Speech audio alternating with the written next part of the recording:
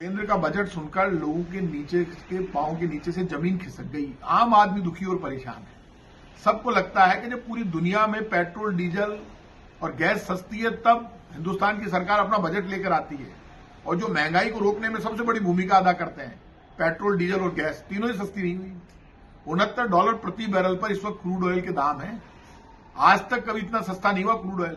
जब crude oil $69 प्रति barrel पर आ गया और फिर आप है ना जो पेट्रोल डीजल सस्ता नहीं कर रहे, आप अपने मनमानी करने पर आ गए।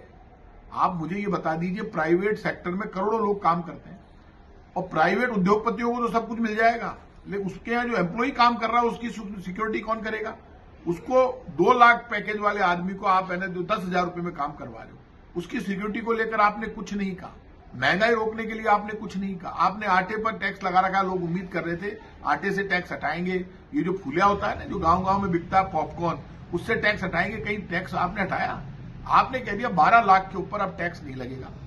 तो 12 लाख कमाई तो दो पहले। कमाई कुछ नहीं है। रोटी नहीं खाएंगे लोग, अब एलईडी खाएंगे। एलईडी सस्ती कर दी, कारें सस्ती कर दी। कार कौन खरीद रहा है?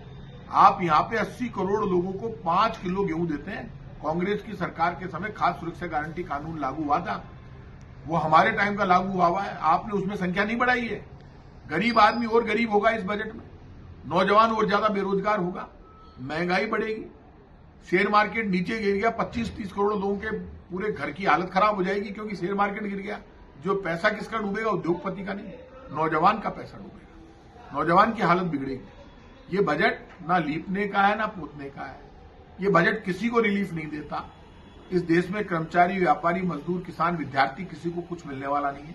ये बजट सिर्फ बीजेपी की सरकार के समझ में आ रहा, बाकी किसी के समझ में नहीं आ रहा।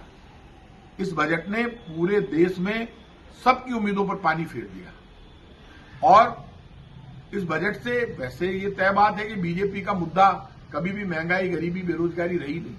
बीजेपी का तो नेशनल एजेंडा है, इंटरनेशनल एजेंडा है, धर्म के नाम पर डराओ। क्योंकि अभी बीजेपी से जुड़े हुए एक संत वो कह रहे हैं कि साहब जो गंगा किनारे मरे वो तो मोक्ष प्राप्त होगा। तो आप लोग भी कर लो ना मोक्ष प्राप्त। जिसके घर में मातम है, जो रो रहे हैं, उनके लिए आप इस तरह की गंदी भाषा का प्रयोग कर रहे हैं। आपको शर्म नहीं आती? आप एक दिन मौतों को छुपाते हैं और इस बजट में आपको इतना बड़ा आ गया तो आप बोलते कुंभ में जिन लोगों की मौतें हो गई है उनमें हर प्रति व्यक्ति हम 1 करोड़ रुपए देंगे, जो घायल हो गए उनकी अलग से मदद करेंगे, भविष्य में इस तरह की घटना नहीं हो उसके लिए इतना पैकेज जारी करेंगे। कुछ किया आपने? आपको कोई मतलब नहीं। ये बजट महंगाई बढ़ाने वाला है, गरीबी बढ़ाने वाला है। इस बजट से इस देश की जनता को कुछ नहीं मिलेगा। ये बजट बिल्कुल निराश करने वाला है।